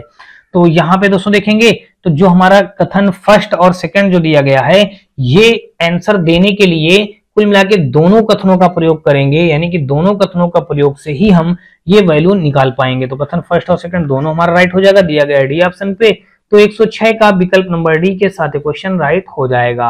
आगे दोस्तों देख लीजिएगा 107 नंबर, और 107 नंबर क्वेश्चन पे हमारा दिया गया है, कहा गया कि नीचे एक प्रश्न और 3 कथन फर्स्ट सेकंड और थर्ड दिए गए हैं, आपको यह निर्णय लेना है कि प्रश्न का उत्तर देने के लिए कौन सा या से एक कथन का उत्तर देने के लिए पर्याप्त है। प्रश्न कहा एक संख्या 40%, एक संख्या का 40% क्या है, उस संख्या का 25% उस संख्या से 60% कम है। तो दोस्तों देख लीजिएगा क्या इससे वैल्यू निकाल पाएंगे, तो यहाँ पे बिल्कुल निकाल पाएंगे। देखिए 40% का 60% तो बचेगा, तो यहाँ पे क्या ना उस संख्या का 25% उस संख्या से 60% कम है, ठीक है, हम निकाल पाएंगे इसमें। फिर कह रहा उस संख्या का 20% एक सम संख्या, तो एक बात गलत हो जाएगी। उक्त संख्या के दोगुने का 5% उस संख्या का 1/10 है, ये भी गलत हो जाएगा। तो केवल फर्स्ट पर्याप्त था, ये दिया गया हमारा ए ऑप्शन पे, तो 107 का विकल्प नंबर हमारा ए के साथ क्वेश्चन राइट हो जाएगा। अगला दोस्तों देख लीजिएगा, 107 के बाद हम लोग देखेंगे 108 नंबर, और यहाँ पे हमारा दोस्तों देख लीजिएगा दिया ये गया है, कहा गया है कि आपके समक्ष एक प्रश्न, तत्पश्चात दो कथन फर्स्ट और सेकंड दिए गए हैं। आपको यह निर्णय करना है कि कथनों से संदर्भित आंकड़े पूछे गए प्रश्न का उत्तर देने हेतु पर्याप्त हैं। x का मान क्या है? देखिए इसने कहा है x का मान बताइए, तो देख लीजिएगा यहाँ पे x का मान निकालने के लिए देखिए हम कैसे निकाल पाएंगे। यहाँ पे देखिए पहला इक्वेशन ये दिया गया है, दूसरा इक्वेशन ये दिया गया है, कथन फर्स्ट और सेकंड संयुक्त तौर पर पर्याप्त नहीं है। तो यहाँ पे अगर आप देखेंगे 108 का विकल्प नंबर दोस्तों देखेंगे, तो समीकरण जब हमारा यहाँ पे 1 और 2 बन गया, तो 1 और 2 बनने के बाद यहाँ पे अगर देखा जाएगा तो देखिए अगर समीकरण जो हमारा x प्लस वाई बराबर 6 दिया गया है, दूसरा दिया गया है 3x प्लस का 6y बराबर 18 दिया गया है। अगर इसमें हम 3 का मल्टीप्लाई कर दे दोनों पक्षों में 3 का मल्टीप्लाई कर दिया, तो ये हो जाएगा देख लीजिए कितना, ये बन जाएगा 3x प्लस का 3y और 3x प्लस का 3y, और फिर यहाँ पे देखेंगे, देखिए इस जगह पे 2y है, ठीक है ना, देखिए x प्लस 2y, तो यहाँ पे क्या हो जाएगा 3 दूना 6y बन जाएगा बराबर 6 से 18 हो जाएगा। यहाँ पे 3x प्लस का 6y बराबर का 18, देखिए चिन्ह बदल देंगे तो सब कुछ कट पिट जाएगा, तो 0 बराबर 0 आ जाएगा। तो यानी कि देखिए ये दोनों कथन हमारे पर्याप्त नहीं होंगे आंसर निकालने के लिए, यानी कि देखिए कथन फर्स्ट और सेकंड संयुक्त तौर पर पर्याप्त नहीं है, ये दिया गया है बी ऑप्शन पे। तो 108 का विकल्प नंबर हमारा बी के साथ क्वेश्चन राइट हो जाएगा। आगे दोस्तों देखेंगे 108 के बाद 109 नंबर, और इस पे कहा गया है कि नीचे एक प्रश्न और 3 कथन दिए गए हैं। आपको यह तय करना है कि कथनों में जो अंक दिए गए हैं क्या वे प्रश्न का जवाब देने के लिए पर्याप्त हैं। 2 अंकों वाली संख्या कौन सी है, ये बात हमको बतानी है। देखिए संख्या और अंकों को आपस में बदलने से प्राप्त संख्या का अंतर 9 है। संख्या और संख्या के नहीं, देखिए कहा है संख्या और अंकों को आपस में बदलने से प्राप्त संख्या का अंतर कितना है दोस्तों, 9 बताया गया है। तो यहाँ पे देखेंगे, ठीक है, अब अंकों का योग 17 बता दिया गया। दहाई स्थान पर और इकाई स्थान पर के आंकड़ों का अंतर 1 है। तो देखिए इसकी भी आवश्यकता पड़ेगी, इसकी भी, तीनों कथनों की आवश्यकता पड़ेगी, तभी 2 अंकों वाली संख्या कौन सी है ये बात पता चल जाएगी। तो यहाँ पे देखिए, यहाँ पे दिया गया ना सभी तीनों विवरणों की जरूरत है, ये दिया गया सी ऑप्शन पे। तो 109 का दोस्तों देखेंगे तो विकल्प नंबर हमारा यहाँ पे सी के साथ क्वेश्चन राइट हो जाएगा। आगे दोस्तों देख लीजिएगा 109 के बाद हम लोग देखेंगे 110 नंबर, और इस पे कहा गया है कि एक प्रश्न और 3 कथन फर्स्ट, सेकंड और थर्ड दिए गए हैं। आपको निर्णय करना है कि प्रश्न का उत्तर देने के लिए कौन सा या से कथन पर्याप्त है। कहा गया है कि y की वर्तमान आयु ज्ञात करें। y की वर्तमान आयु कह रहा ज्ञात करो। वर्तमान में कहा है कि x जो है y से 3 गुना बड़ा है। वर्तमान में x जो है y से 3 गुना बड़ा है, और फिर कहा है x और y एक ही वर्ष स्कूल जाना प्रारंभ करते हैं। तो ये हो गया। फिर देखेंगे दोस्तों, तो कहा गया है कि 5 वर्ष बाद x की आयु y से 2.5 गुनी हो जाएगी। देखिए x और y एक ही वर्ष स्कूल जाना प्रारंभ करते हैं, तो इससे कोई मतलब नहीं है। वर्तमान में x y से 3 गुना बड़ा है, x जो होगा y से 3 गुना बड़ा होगा। देखिए इसकी जरूरत पड़ेगी और इसकी जरूरत पड़ेगी, तो यानी कि 110 का देखेंगे तो विकल्प नंबर हमारा फर्स्ट और थर्ड कथन पर्याप्त है, दिया गया है डी ऑप्शन पे। तो विकल्प नंबर हमारा डी के साथ क्वेश्चन राइट हो जाएगा। आगे दोस्तों देख लीजिएगा, अगर इसको मैं आपको हल करके दिखाऊं तो इसने यही तो कहा है वर्तमान में x जो होगा y से 3 गुना बड़ा है। तो y का अगर हम x मान लेते हैं तो y का कितना हो जाएगा, y का देखिए y का जब x मान लेते हैं तो यहाँ पे x का वैल्यू कितना हो जाएगा, देखिए देख लीजिएगा x का वैल्यू आ जाएगा हमारा 3x आ जाएगा, x का वैल्यू आ जाएगा हमारा 3x आ जाएगा। फिर कह रहा 5 वर्ष बाद x की आयु, 5 वर्ष बाद देखिए 5 वर्ष बाद अगर देखेंगे तो x की आयु कितनी हो जाएगी, x की आयु हो जाएगी 3x प्लस का 5 हो जाएगा। 5 वर्ष बाद x की आयु, 5 वर्ष बाद हमने x की आयु रख दिया यहाँ पे, ठीक है, अब बराबर लगा देंगे। अब रहा 5 वर्ष बाद x की आयु y की आयु से 2.5 गुना हो जाएगी, तो y की आयु निकालेंगे तो y की आयु हमारी कितनी है 5 वर्ष बाद, तो हो जाएगी यहाँ पे दोस्तों देख लीजिएगा x प्लस यहाँ पे कितना हो जाएगा x प्लस 5 ढाई गुना है, ढाई गुना को हल करेंगे 2 2 4 1 5, 5/2 हो जाएगा, 5/2 रख दीजिएगा। क्रॉस मल्टीप्लाई करेंगे तो 2 3 6 प्लस का 2 5 6 10 और यहाँ पे आ जाएगा 5x प्लस का 25। 5x इधर 6x से घटेगा तो x आ जाएगा, इधर 10 आएगा, 25 से घटेगा तो हो जाएगा 15। तो x का मान दोस्तों देख लीजिए कितना निकल आया, यानी कि y की वैल्यू 15 आ गई और इसकी वैल्यू आ जाएगी 15 × 45 आ जाएगी। तो इस प्रकार से हमने वैल्यू निकाल लिया। तो देखिए कहीं ना कहीं फर्स्ट और थर्ड दोनों की आवश्यकता पड़ेगी, तो फर्स्ट और सेकंड कथन हमारा दिया गया डी ऑप्शन पे, तो डी विकल्प हमारा इस क्वेश्चन का राइट आंसर हो जाएगा। अगला हम लोग देखेंगे 110 के बाद देखेंगे दोस्तों 111 नंबर, और 111 नंबर क्वेश्चन पे दोस्तों देख लीजिएगा हमारा ये दिया गया। दोस्तों देख लीजिए यहाँ पे 111 नंबर क्वेश्चन पे दिया गया है, कहा गया है कि दिए गए प्रश्न को ध्यानपूर्वक पढ़ें और बताएं कि इसका उत्तर देने के लिए निम्नलिखित कथनों में से कौन पर्याप्त है। कहा गया है कि x, y और z की औसत मजदूरी क्या होगी। कथन में बताया गया है y का वेतन x प्लस z का आधा है। x और y एक साथ z से ₹40 अधिक कमाते हैं और z ₹500 कमाता है। तो देख लीजिएगा यहाँ पे अगर देखेंगे ये जो बताया गया है, कह रहा y का वेतन x प्लस z का आधा है, x और yz की औसत मजदूरी ज्ञात कीजिए। औसत मजदूरी निकालने के लिए हम जानते हैं कि यहाँ पे क्या करेंगे, सबका योग बटे कुल संख्या कर देंगे। तो यहाँ पे अगर देखा जाए तो ये बात आपको कंफर्म है कि यहाँ पे अब पहले वाले से तो हम वैल्यू निकाल नहीं पाएंगे। देखिए y का वेतन x प्लस z का आधा है, क्या इससे आप दैनिक मजदूरी निकाल पाएंगे? नहीं निकाल पाएंगे, क्योंकि ना तो y का मान पता है, ना तो x का, ना तो z का। अगर आप दूसरे वाले का सहारा ले लेते हैं, x और y एक साथ z से 40 रुपया अधिक कमाते हैं और z ₹500 कमाता है, तो केवल दूसरे वाले से अगर देखेंगे तो हमारा क्या हो जाएगा, केवल दूसरा वाला हमारा इस क्वेश्चन का आंसर देने के लिए पर्याप्त हो जाएगा, पहला वाला पर्याप्त नहीं है। तो देख लीजिएगा ऐसा दिया गया डी ऑप्शन में केवल कथन 2 पर्याप्त है, जबकि केवल कथन फर्स्ट अपर्याप्त है। तो 111 का देखेंगे तो विकल्प नंबर हमारा डी के साथ क्वेश्चन राइट हो जाएगा। अगर इस क्वेश्चन को हल करें तो आपको पता है यहाँ पे दोस्तों देख लीजिएगा जेड का वैल्यू उसने बता दिया है 500 रुपया है, एक्स और वाई एक साथ जेड से 40 रुपया अधिक कमाते हैं। तो देख लीजिएगा एक्स और वाई, देखिए एक्स प्लस वाई जो होंगे वो जेड से 40 रुपया अधिक कमाते हैं, ऐसे ही तो आप लिखेंगे। और जेड का मान दोस्तों देख लीजिएगा उसने बता दिया है कि 500 है, तो यहाँ पे कितना आ जाएगा 540 बन जाएगा। ये क्या निकल के आ जाएगा, एक्स प्लस वाई निकल के आ जाएगा। अब दोस्तों आप जानते हैं कि इनका औसत निकालना है। देखिए औसत अगर आप निकालेंगे तो क्या हो जाएगा, x plus Y plus Z कर देंगे बटे 3 कर देंगे। x प्लस वाई का मान 540 है और y का मान केवल z का मान 500 है, तो 1040 बन जाएगा। 1040 बटे 3 कर देंगे। देखिए 3 त्रिक का 9, अगर इसको आप कट करेंगे देखिए क्या वैल्यू आ जाएगा, 3 त्रिक का 9, 3 चौक 12, बचा कितना हमारा दोस्तों 12, 2 बचा 20 हो गया, तिछंग 18, फिर तिछंग 18, फिर तिछंग 18, समथिंग 346.66 आता रहेगा। तो आंसर हम केवल दूसरे वाले क्वेश्चन से निकाल पाए हैं ना, देख लीजिए केवल दूसरा वाला ही हमारा पर्याप्त हो जाएगा। कुल मिलाकर के यहाँ पे देखेंगे 111 का विकल्प नंबर हमारा डी के साथ क्वेश्चन राइट हो जाएगा। आगे दोस्तों देख लीजिएगा 112 नंबर, और यहाँ पे कहा है कि दिए गए प्रश्नों को ध्यानपूर्वक पढ़ें और बताएं कि इसका उत्तर देने के लिए निम्नलिखित कथनों में से कौन पर्याप्त है। बताया गया कि x माइनस 5 सम संख्या है, x एक वास्तविक संख्या है, x माइनस 15 एक पूर्णांक है, फिर कहा गया है कि x माइनस 10 एक विषम पूर्णांक है। तो 112 का अगर दोस्तों देखा जाए तो यहाँ पे जो दिया गया है तो देख लीजिएगा x माइनस 15 एक पूर्णांक है। देखिए x माइनस 5 इसने क्या बताया, एक सम संख्या है, तो x का मान ज्ञात कीजिए। तो ये क्या, इसको बता दिया गया कि ये क्या है, एक सम संख्या है, तो कह रहा है एक वास्तविक संख्या ज्ञात कीजिए। यहाँ पे सम संख्या क्या दे रखा है, x माइनस 10 दे रखा है। तो जो ये x बराबर 10 दे रखा है, तो यहाँ से अगर अब इसका वैल्यू निकालेंगे तो ये क्या हो जाएगा, एक विषम पूर्णांक है।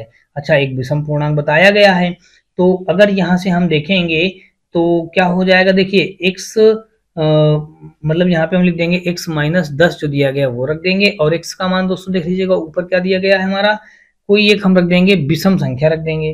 तो चलिए माना हमने x बराबर विषम संख्या में 3 रख दिया या 11 रख दिया या 12 रख दिया, कुछ भी आप रख देंगे।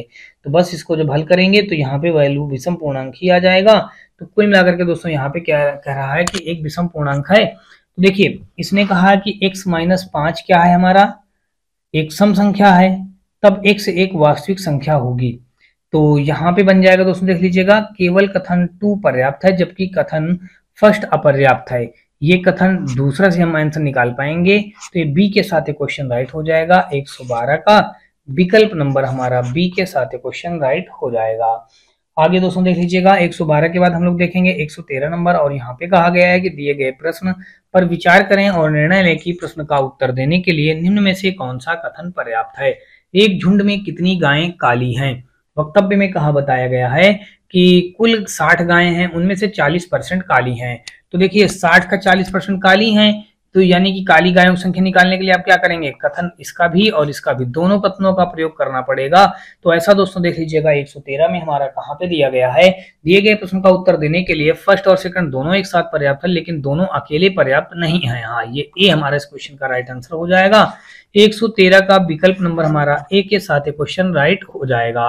आगे दोस्तों देख लीजिएगा 114 नंबर, और इस पे कहा गया है कि दिए गए प्रश्न पर ध्यानपूर्वक विचार करें और बताएं कि इसका उत्तर देने के लिए निम्नलिखित कथनों में से कौन पर्याप्त है। कक्षा में कितने छात्र शतरंज खेलते हैं, ये बात बतानी है। कक्षा में कितने छात्र शतरंज खेलते हैं। कहा गया केवल लड़कियां शतरंज खेलती हैं, केवल लड़कियां शतरंज खेलती हैं। कक्षा में 20 लड़कियां और 15 लड़के हैं।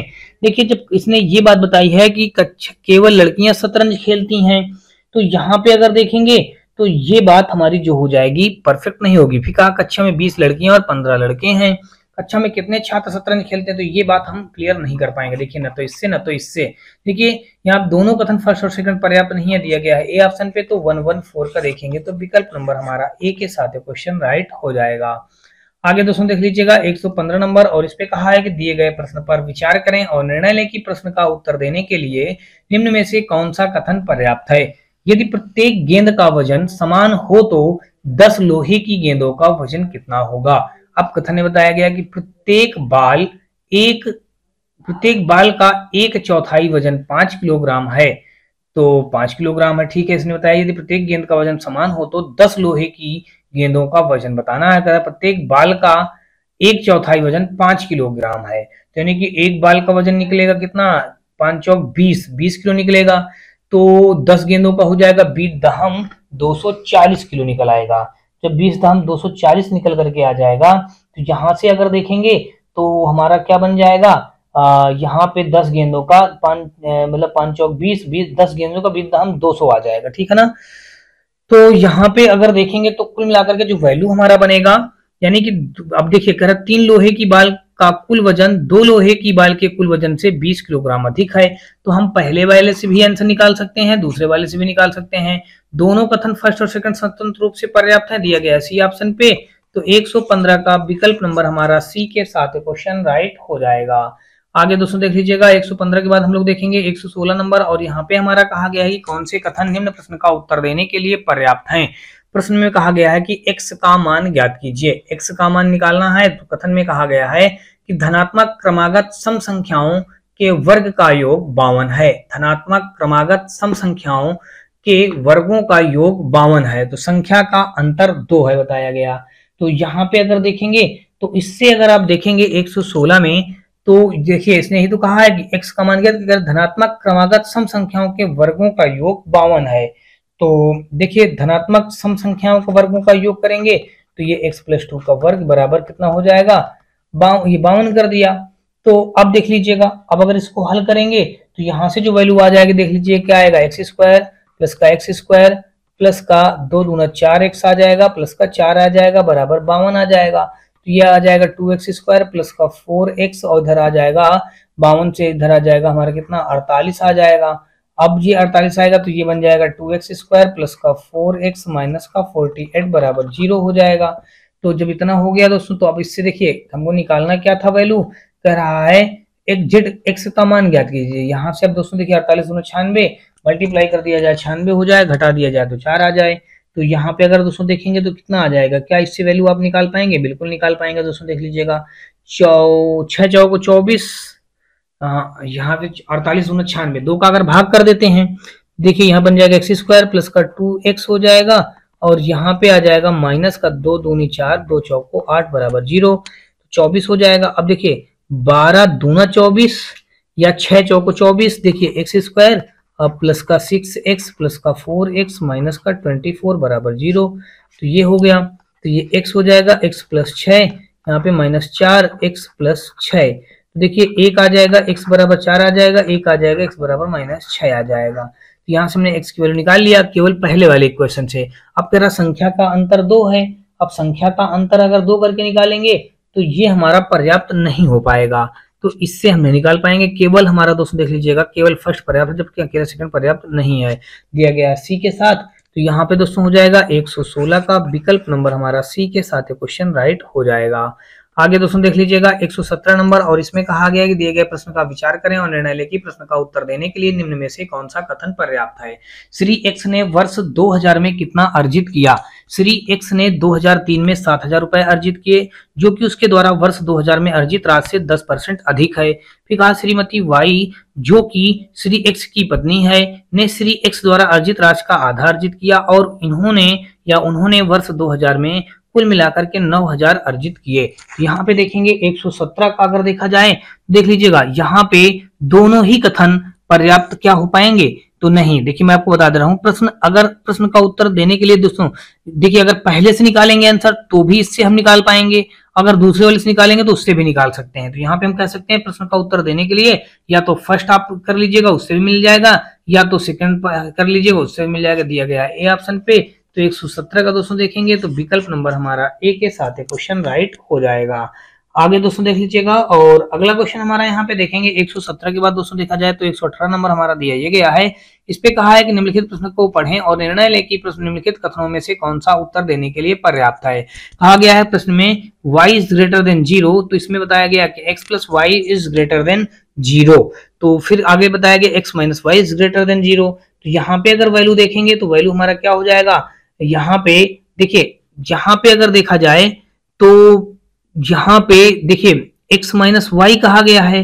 हाँ, जोड़ करके देखिए x और y का मान जोड़ करके तो हम 0 से बड़ा नहीं ला पाएंगे, अगर घटाएंगे तो जरूर आ सकता है। तो यहाँ पे अगर देखेंगे प्रश्न का उत्तर देने के लिए ना तो विकल्प फर्स्ट और ना ही विकल्प सेकंड पर्याप्त है, ये हमारा ए हो जाएगा। देखिए अगर इसमें कोई भी x और y की वैल्यू पुट अप करेंगे, इनको ऐड करेंगे, तो क्या वो 0 से बड़ा हो जाएगा? भाई जरूरी नहीं है, हो सकता है 0 से छोटा ही आ जाए, y का मान बड़ा आ जाए, x का मान छोटा आ जाए, तो माइनस में आ जाएगा तो माइनस वाला ही छोटा बन जाएगा। तो कुल मिलाकर के देखिए यहाँ पे वैल्यू ना तो x की पता है ना तो y की पता, तो आप कैसे इनका डिसीजन ले पाएंगे? नहीं ले पाएंगे ना। देखिए ना तो वक्तव्य फर्स्ट और ना ही वाक्य सेकंड हमारा इस क्वेश्चन का देने के लिए आंसर परफेक्ट है। तो यहाँ पे देखेंगे ए ऑप्शन, तो यहाँ पे दोस्तों देखिए फर्स्ट और सेकंड दोनों गलत है, तो 118 का दोस्तों देखेंगे तो विकल्प नंबर हमारा ए के साथ क्वेश्चन राइट हो जाएगा। आगे दोस्तों देख लीजिएगा 119 नंबर, और इसमें कहा है कि निम्नलिखित प्रश्न पर विचार करके निर्णय लें कि प्रश्न के उत्तर के लिए कौन सा कथन पर्याप्त है। प्रश्न में कहा समकोण त्रिभुज एबीसी में कोण बी समकोण है, तो कोण ए का माप क्या होगा? कथन में कहा है कोण सी 20 डिग्री है, कोण ए बराबर कोण सी। देखिए यहाँ पे कहा गया है कि समकोण त्रिभुज एबीसी में कोण बी क्या है? हमारा समकोण बता दिया गया। कोण बी हमारा जो बनेगा वो समकोण बन जाएगा। और फिर कहा गया कोण सी जो होगा 20 डिग्री होगा। कहा कोण ए और कोण सी आपस में बराबर होंगे। तो देखिए यहाँ पे क्या हो सकता है, अगर इस पे देखेंगे तो देखिए अगर हम चित्र बनाएं तो देखिए एक समकोण त्रिभुज बना लेते हैं, जिसमें से कोण किसको करना है? समकोण, कोण बी को समकोण कर देना है। देख लीजिएगा यहाँ पे हमने ये बना दिया, ये हमारा मान लीजिएगा कोण बी है, ये ए है और ये सी है। कोण बी को अगर हम देखेंगे तो यहाँ पे क्या हो जाएगा? यहाँ पे अगर देखेंगे तो ये हमारा हो जाएगा कोण बी, ये 90 डिग्री हो जाएगा। 90 डिग्री हमने कर दिया। फिर कह रहा तो कोण ए का माप क्या होगा? तो ये ए हमारा बताया गया, कोण सी ये अच्छा ये हो जाएगा 20 हो जाएगा। तो ये कितना हो जाएगा? अब ये कह रहा ए और सी बराबर है तो ये भी तो 20 हो जाएगा। देखिए ये अब देखिए ये क्या हो पाएगा जब ऐसे हो गया है। तो यहाँ पे देखा जाए तो क्या कि यहाँ पे देखिए कोण सी से हम 20 डिग्री दिया है, तो अदर क्या निकाल पाएंगे? तो देखेंगे यहाँ पे अगर देखेंगे तो 119 का क्या वैल्यू आप निकाल पाएंगे दोस्तों? तो यहाँ पे देख लीजिएगा बिल्कुल निकाल सकते हैं। देखिए जब बी का मान नहीं पता है 90 और कोण सी का मान पता है 20, तो 90-20 को जोड़ देंगे तो कितना हो जाएगा? 90-20 110 हो जाएगा। 180 से घटा देंगे। देखिए अगर फर्स्ट वाले से हल करेंगे तो 90 प्लस का 20 जोड़ करके हम इसको क्या करेंगे? 180 से 110 घटा देंगे तो 70 आ जाएगा। तो ये कोण हमारा क्या आ जाएगा? पहले वाले से 70 डिग्री आ जाएगा, तो हमने निकाल लिया। दूसरा करा ए और सी बराबर हैं, चलिए ए और सी को बराबर कर देंगे। अगर ये 90 डिग्री क्वेश्चन में दे ही रखा है तो इससे भी निकाला जा सकता है। तो कोई भी एक कथन पर्याप्त है, ये हमारा दिया गया है ए ऑप्शन पे। तो 119 का विकल्प नंबर हमारा ए के साथ क्वेश्चन राइट हो जाएगा। आगे दोस्तों देख लीजिएगा 120 नंबर क्वेश्चन, और इस पे दोस्तों देख लीजिएगा दिया ये गया है, इस पे कहा गया है कि दिए गए प्रश्न का उत्तर देने के लिए निम्न में से कौन से कथन पर्याप्त होंगे। तो कहा गया कि दिए गए कथनों में से x, y और z का मान ज्ञात कीजिए। कथन में बताया गया कि x प्लस वाई बराबर 12, x प्लस जेड बराबर 4, तो x माइनस वाई बराबर 6 होगा, तो इसका मान ज्ञात करना है। तो दोस्तों देख लीजिएगा x प्लस वाई इतना, x प्लस जेड इतना, तो कहीं ना कहीं दोस्तों देखेंगे तो यहाँ पे जो वैल्यू हम निकाल पाएंगे, देखिए इसका जो वैल्यू निकाल पाएंगे तो फर्स्ट और सेकंड दोनों का प्रयोग करके ही हम वैल्यू निकाल सकते हैं। तो यहाँ पे दोस्तों देख लीजिएगा पहला इसमें दिया गया है x प्लस वाई बराबर 12 दिया गया है, दूसरे वाले से हमने ले लिया x माइनस वाई बराबर 6 ले लिया। तो अब दोस्तों देख लीजिएगा ये y y कैंसिल हो जाएगा, 2x बराबर 12 6 18 आ जाएगा, तो x बराबर कितना आ जाएगा 9 आ जाएगा। जब x बराबर 9 आ गया तो y का मान निकालेंगे, तो x का मान जब इस जगह पे 9 रखेंगे तो यहाँ पे y बराबर 12 से 9 घटा देंगे तो 9 3 12 देखिए 3 आ जाएगा, तो यहाँ पे 3 आ गया, इससे मान हमने निकाल लिया। अब देखिए जब ये x और इसका मान आ गया, अब हमको z का मान निकालना है, तो x का मान इस जगह पे रख देंगे। देखिए अब z का मान निकालने के लिए s प्लस जेड बराबर 4 दिया है, तो x का मान हम रख देंगे 9, तो z बराबर इधर आ जाएगा माइनस का 5 आ जाएगा, z बराबर क्या आ जाएगा माइनस का 5 आ जाएगा। तो दोस्तों कुल मिलाकर देखिए x का, y का, z का सारी वैल्यू आपने पुटअप कर लिए। कहां से? फर्स्ट और सेकंड दोनों पर्याप्त हैं। यहाँ पे 120 का देखेंगे विकल्प नंबर सी के साथ क्वेश्चन राइट हो जाएगा। तो होप सो दोस्तों आपको अभी तक मेरे द्वारा बताया गया सारे क्वेश्चन अच्छी तरीके से समझ में आए होंगे। फिर भी दोस्तों आपको बता दूं यदि किसी भी क्वेश्चन में किसी प्रकार कोई डाउट या डप हो तो आप मुझे कमेंट सेक्शन में कमेंट करके बताएं, और दोस्तों यदि आपको कोई राय सुझाव हो तो अपनी राय और सुझाव भी हमें कमेंट सेक्शन में कमेंट करके जरूर बताएं। और दोस्तों यदि आपको इस वीडियो का कोई भी पार्ट थोड़ा सा भी पसंद आया हो तो आप हमारे वीडियो को लाइक करिएगा, अपने दोस्तों ज्यादा से ज्यादा शेयर करिएगा। साथ में दोस्तों यदि आप चैनल पे पहली बार आए हो तो चैनल को सब्सक्राइब कर बेल घंटी जरूर दबा लीजिएगा, क्योंकि दोस्तों आपको बता दूं कि रेलवे भर्ती से रिलेटेड सभी प्रकार के एग्जामों की यहाँ पे प्रिपरेशन करवाई जा रही है। रेलवे भर्ती बोर्ड में जो भी क्वेश्चन पूछे जाएंगे उन्हीं सारे क्वेश्चनों को यहाँ पे सॉल्व करवाया जा रहा है। क्वेश्चन सारे वही यहाँ पे लिए जा रहे हैं जो रेलवे भर्ती बोर्ड ने पिछले कुछ वर्षों में जो एग्जाम करवाए हैं, उन्हीं सारे एग्जामों में पूछे गए प्रीवियस ईयर के क्वेश्चनों को हम लोग यहाँ पे पढ़ रहे हैं। और दोस्तों अगर आपको इस वीडियो का कोई भी पार्ट थोड़ा सा भी पसंद आया हो तो आप अपनी वीडियो हमारी इस वीडियो को लाइक करिएगा, अपने दोस्तों ज्यादा से ज्यादा शेयर करके चैनल को सब्सक्राइब जरूर कर लीजिएगा। इसके साथ साथ दोस्तों आप हमारे WhatsApp channel, Telegram channel, WhatsApp group से जुड़ सकते हैं। इन सभी का लिंक दोस्तों आपको हमारी इसी वीडियो के डिस्क्रिप्शन में मिल जाएगा, जहां से आप लोग आसानी से जुड़ सकते हैं। तो चलिए दोस्तों हम लोग नेक्स्ट पार्ट में मिलते हैं, तब तक के लिए दोस्तों